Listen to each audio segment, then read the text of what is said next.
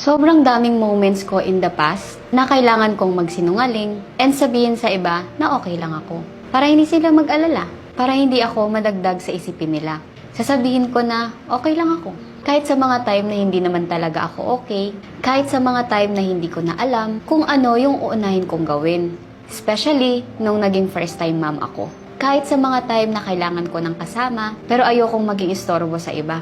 Kahit sa mga time na kailangan ko ng someone na makikinig sa akin, pero tinago ko na lang. Pero paano ko kinakaya na hindi naman talaga ako okay, pero sinasabi kong okay ako? Imbis na ganon yung isipin ko, ginagamit ko siya as drive, as motivation.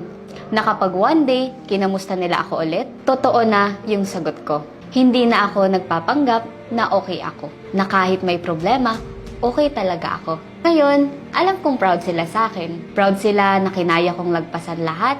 At nakaya ko yon dahil kasama ko lagi ang Panginoon. Nakaya ko yon dahil naniwala sila sa akin.